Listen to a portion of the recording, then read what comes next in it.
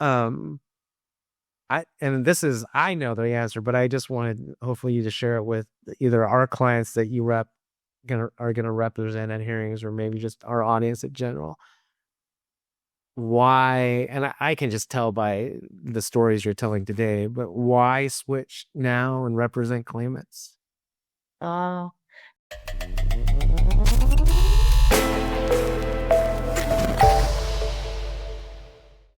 Welcome to the Evans Disability Podcast. We hope to be your definitive guide through the Social Security Administration landscape.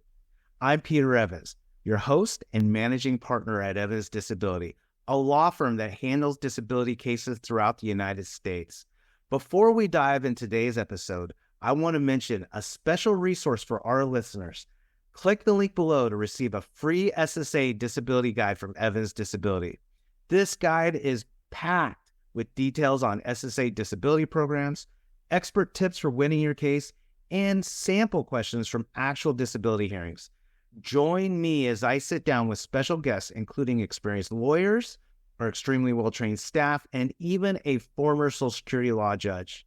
If you find our content useful, please hit the like button and don't forget to subscribe to stay updated on our latest discussions.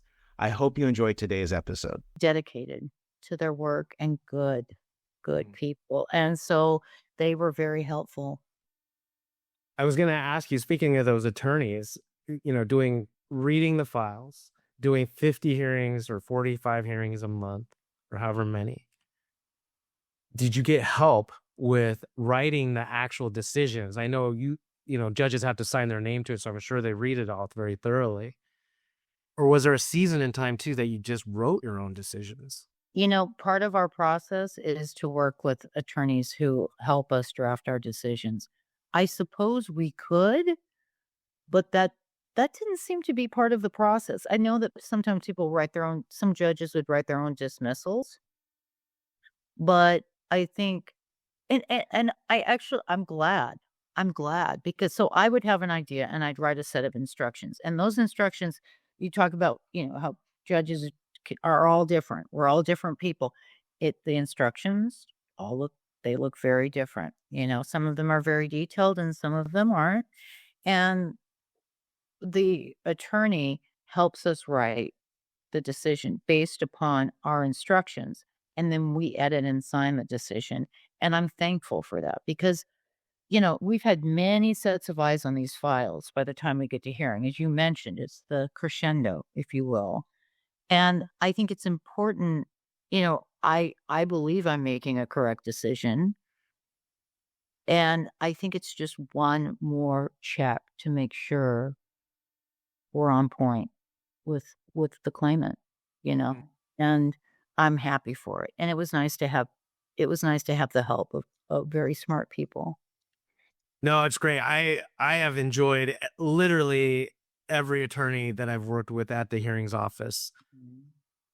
And in my experience, because we do federal court work too, there's, law clerks or attorneys that work even, in the United States District Court that are writing decisions, and then the magistrate or the judge is reviewing that and signing it. It's very commonplace in my experience, at least in the Social Security world.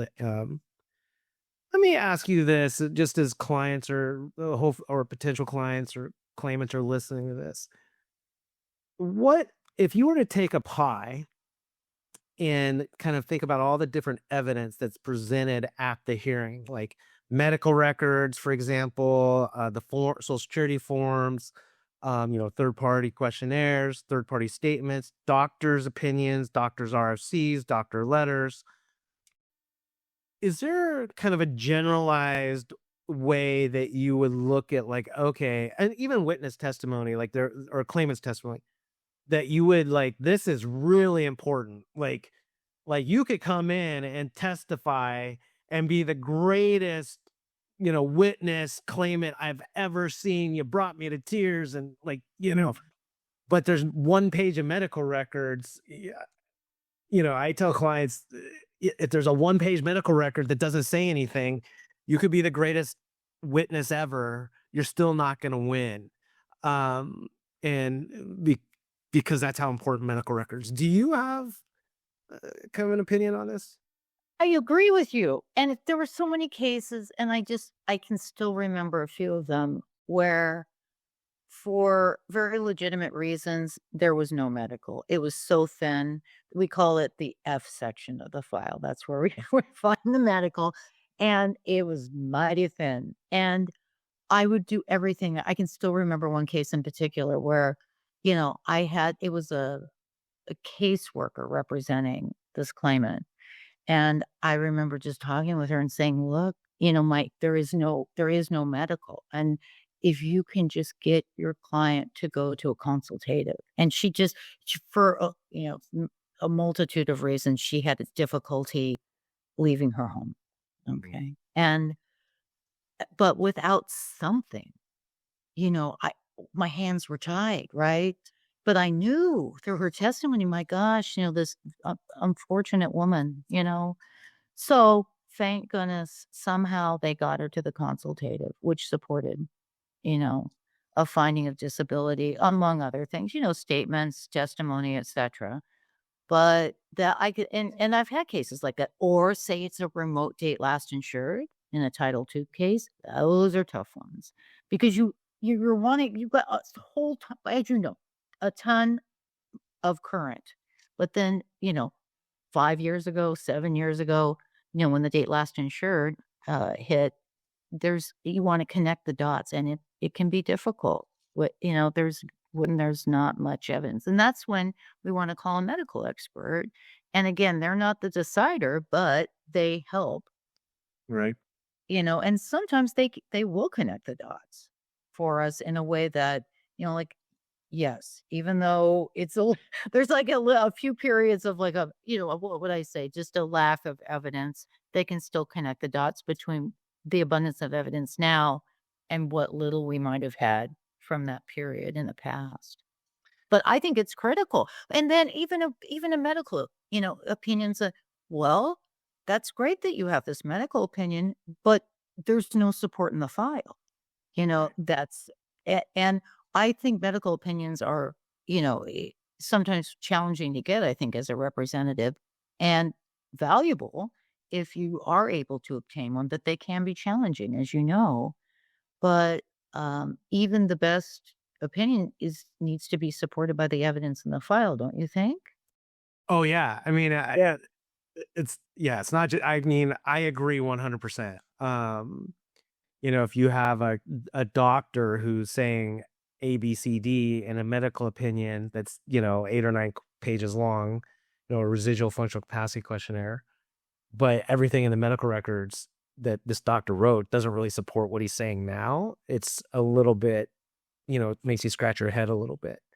I'm curious if I always sort of rank that the number one thing is medical records. Like, just show medical treatment, get it out to your doctor. Don't walk into your doctor's appointment and they're like, how are you doing? And you're like, hey, everything's fine. I'm good.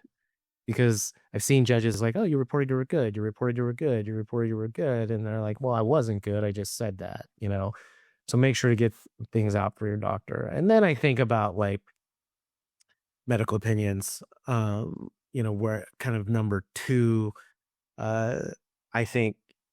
And then after that, I think work history is really important, sort of, especially if we were talking about someone who's 50 and older, to really kind of analyze that for the clients. Because obviously, as the law changes, you want to fill that form out correctly. And as you may have seen as an ALJ, I'm sure many times, people will check down, I'm the manager at my local, whatever. And then you're like, well, let's talk about it. Because then, well, I was working alone from midnight to 8 a.m. and I was the nighttime manager. Well, did you manage anyone else? No, I just managed myself. Were you involved with, reviews, or, just the list goes on and on what an actual manager is. But someone told him, you're the night manager at this shop. And so that's what they wrote down, but it doesn't correlate directly to Social Security. Go ahead. I'm sorry. Oh, no. I just was getting excited because I agree with you. And I think that's one of the beautiful things about a hearing. is that we have an opportunity to explain those things. Another thing about the adult function report, you know, we all want to be well, and so I think sometimes people might underreport in those function reports, like that I'm doing good. And then like, as we're preparing our client, maybe we're talking a little bit more, and the record is supporting, maybe, they have some challenges with standing, or they have to adjust their posture, or they can't hold their grandchild, or, you know what I'm saying? Or, well, it turns out I can be in my room hidden away for 3 or 4 days, and I'm seeking medical treatment for that. I have counseling, I'm on medication. And so that's the beauty of the hearing. It's an opportunity to talk about those things, especially if there's an inconsistency there. I think ideally a judge is remaining open-minded to hearing those things. So instead of a cross-examination of the claimant, it's help us explain, help us understand why it is that you're saying that you were a manager. What's the reality of your position? And we get to parse that out in a hearing, don't we? Yep. Yeah. Exactly right. Why you've recently retired from being a Social Security judge. It's not like it's been a super long time. And I know the answer, but I just wanted hopefully you to share it with either our clients that you are gonna represent at hearings, or maybe just our audience in general. Why, and I can just tell by the stories you're telling today, but why switch now and represent claimants? Uh, well, as we've been talking and been very engaged now, because we both enjoy this area of law and representing and just being of service to others, and being of service to others and helping to guide people through this process. It can look different ways, and so I had this opportunity in my life, and what a wonderful gift to serve as an administrative law judge for the state and then the federal government. And I'm honored to have done so. And this is, to me, just part of the arc of service, being able now to move into this position and to really be able to get to know the client a little bit prior to the hearing, which is something you don't get to do as a judge, and to be an advocate for people, I think is a wonderful service. And I'm glad I get to continue that. Well, we're super excited, and I again feel humbled that you would choose to work with us as well, representing clients in hearings. My last question as we wrap this up, and I hope we get to do some more podcasts together, but my last question as we wrap this up, is there any advice you would give to claimants who are about to walk into a hearing or approach a Social Security case? Any tips or advice? Mm, Well, I think that, first of all, I would advise a claimant to, if at all possible, engage a representative as early in the process as possible. I think that's very important, um, just for a variety of reasons, but mostly because you have someone in your corner to advocate for you and to help you understand this process, which can be nerve-wracking, challenging.